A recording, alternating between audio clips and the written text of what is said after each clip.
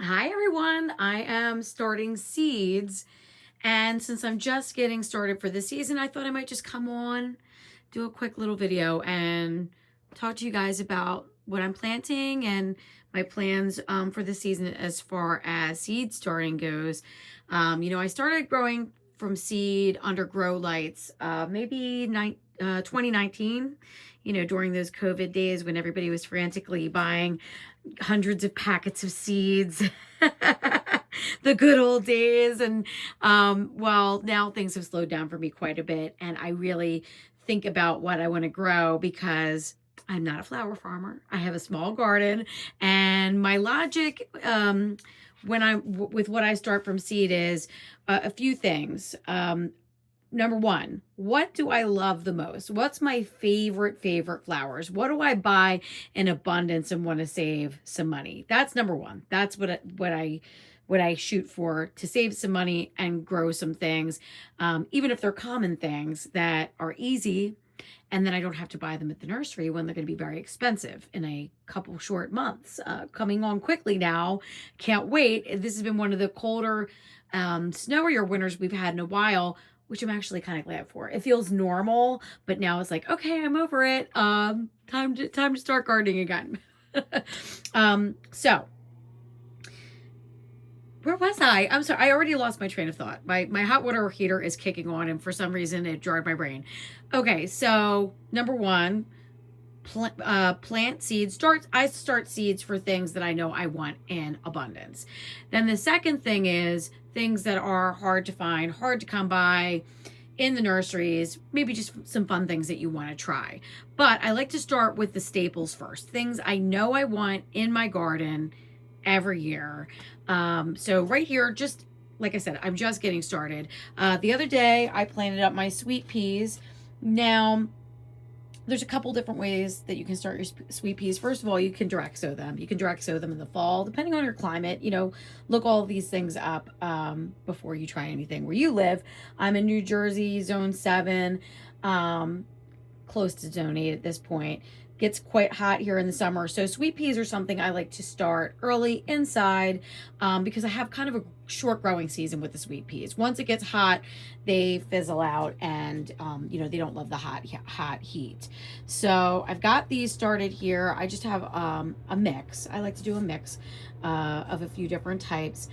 I just got this new system. This was from Greenhouse Megastore. I ordered this last year. It's got the nice long root trainers because sweet peas grow long roots. So you can see how nice and deep those cells are. And these are like a kind of like a clamshell that open. And that way you can take apart the cells and then just lift your root for the sweet peas out and plant them out. We've got a while for that to go. But if you're new to seed starting, you want to leave the humidity dome on, to get it all nice and cozy in there, get the humidity going and the moisture going. And then once you see germination on your plants, then you can go ahead and remove the humidity dome. I like to top really all of my things. I don't like to complicate things too much. So, some rules I follow, some things I don't, but I top all of mine with vermiculite. It just it cuts down on the moisture as far as it being too soggy and too saturated, and prevents damping off, which is, like a soil-borne fungal issue that can cause your plants, if you've seen them germinate and they get like soft and they just kind of like flip over. That's damping off, and the vermiculite I have found helps with that dramatically. So sweet peas are something I always want to see in my garden, so I made sure to start those first. And let me tell you guys, this year it was hard for me to get motivated. I've been very tired. I've been very busy. Mark and I have been working on a lot of projects. So, between work and home and family and everything, I pushed myself. I said, future self, you're going to be happy when you have these plants and you don't have to go to the nursery and buy all these plants. And because, you know what, let's be honest, we're going to buy some plants anyway. So whatever we can save up front now is a good thing to do. So next we have one of my favorites, geraniums. I will always grow geraniums in my garden, and I think I'm going to start one more tray here. This is Maverick Salmon. So I'm very excited about that. I love salmon geraniums. I love all geraniums. And I actually am trying to get a little bit more thorough. This recommended heat. It recommended a heat mat on the package. I've grown geraniums before. I've had heat mats. I don't use them because I don't want to be bothered with it. But if the seed pack is saying that heat will aid in germination, I'm going to give it a shot. Why not? I have the heat mat, so I may as well give it a try. So I'll do one more tray of those. So that'll be a total of 36 geraniums, which will be great. I put them in my window boxes. Can always find a spot for geraniums, flower pots. They're just wonderful and have such a long blooming season that, you know, that's just one of my go-to plants, geraniums. It might be basic, old-fashioned. I'm basic and old-fashioned. I don't care. I love them. I have this all on a timer. I've got like one of those little Wemo timers and then, you know, a triple little plug plugged into that. Now this system, Mark and I built together, I don't know, 5 years ago. Just a metal rack from Home Depot that, you know, you put it together, no screws or anything like that, just kind of friction fits together. And then these are just shop lights that we have fixed here. There's no special light rating or anything. I probably should have better spectrum lighting down here that's specific, but these work and they work great and fine. So I'm happy with that. And I do have these rigged. Oh, very rigged. These are MacGyvered, like you cannot believe. So I wanted them two across. I have these little pulleys that I got on Amazon. You can pull these up and down. If you press that, it releases it. And then these are just like metal. Look, this is cobbled together. Don't judge. Whatever works. So these are just like metal straws, and I have it attached across here, and then some duct tape so that just so this little loop doesn't slide on either side. Whatever, it works, it does the job, and it was very affordable to put this together, so that's what we did. I have a little, this is a cement mixing tub, cheap from the hardware store. One thing I highly recommend when you're starting seeds is to pre-moisten your soil. So I'll come over and I'll dump a pitcher or two in here, because when you open up your bags of soil, I use, of course, the Espoma organic all the way, all day, every day, because they are my favorite.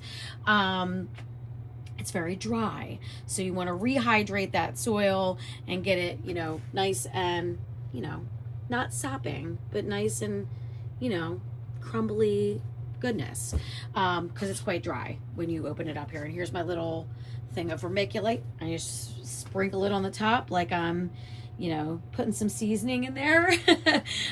This was actually my first grow light system. Right now I've just got a bunch of little junk and doodads and little mementos and things on top. I'm cleaning out this space right now. But I figured if I started a few of the seeds, it would get me motivated. It was really a dump in here, I must say. There will be no before photos of what this space looked like. We had a flood in our basement last year. We can get water in here from time to time, and we have to pump it out. This year it's been pretty good, but last year we had a horrible flood, and anything that was on the floor in the basement, we just crammed into this room. So it was a disaster. I'm feeling quite pleased with myself and just happy to have this little space. It's literally in our dungeon, in our, you know, 105-year-old house. It's a very dungeony basement, very dank. Water meter hanging here, and the fuse box is behind me. But anyway, this is the first system I ever got. This was from Gardener Supply Company, and it does have the proper spectrum lights and all that. It's a very nice system. I like it very much. I don't love that it's got these like screw things. It's kind of annoying to go up and down, but I do use it. I go to my metal rack that Mark and I put together first, and then if I have any like excess, I'll come over to here and use this system. But yeah, I'm in the basement. I'm just doing my thing. Here's where I'm labeling. I got my little ALEXA over there. I won't say it. Listen to some music, watch some shows, and yeah, it's pretty good. It's going pretty good. Here I have so many different seed trays. I do like these. These were cheap. I got them on Amazon. Oh my goodness, they were so cheap. And I like that it's a 12-pack. I've tried so many different things over the years. I like these. Hold on, I have one. They're clear, so you can see the roots, which is nice once they start to grow. They are not, you know, very robust, They're quite flimsy, but again, they're cheap, and I will use these until they fall apart. And this is the little tray. I always bottom water. I highly recommend bottom watering your seedlings. So I'll fill this pan with a little, you know, an inch of water, and then this goes in here like so. Label it. And these are nice because, you know, with labeling, sometimes your labeling can get mixed up, and that's one of the irritating things when you're starting seeds. So I'll make sure I'm pretty much always going to start at least, you know, like 12, you know, 12 of a plant. A nice even number there. So, and then these are the humidity domes that'll go on top. But I'm going to be growing some zinnias. I grow these these are Profusion Double White. Oh my gosh, I've been growing these for years. They are one of my favorites. These are from 2023, so I want to make sure that I use these because I'm sorry, I just had to check the time. I have to pick my kids up from school pretty soon. I want to use up my older seeds because, you know, the effectiveness, germination rate. There you go. Got it. Ding, ding, ding. The germination rate of the seeds goes down as time goes on. Keep them in a cool, dry place. These should be fine. And so this is something that I love to grow. They're a bedding plant. They're a short little zinnia. They're the cutest things ever. Easy to grow. And it's one of those things where you would just be so happy if you grew these because they are beautiful in the front of a border and they grow like until frost. They're just amazing. I never deadhead them. They just look incredible.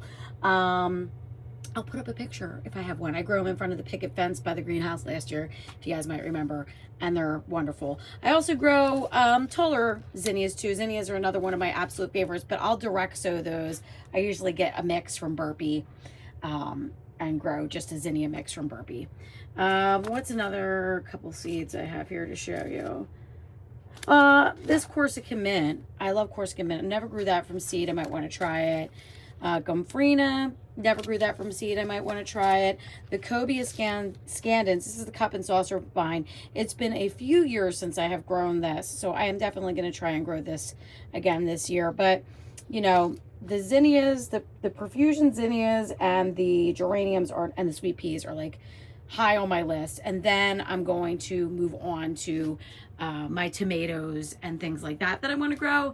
And quite honestly, a lot of times I will end up doing mostly flowers, and then I will get vegetable starts from the nursery. So I might pick a couple tomatoes or a couple little veggies, but if not, I'm not going to stress over it. I just want to get the flowers and things that I know I absolutely want to grow out of the way. But that's it.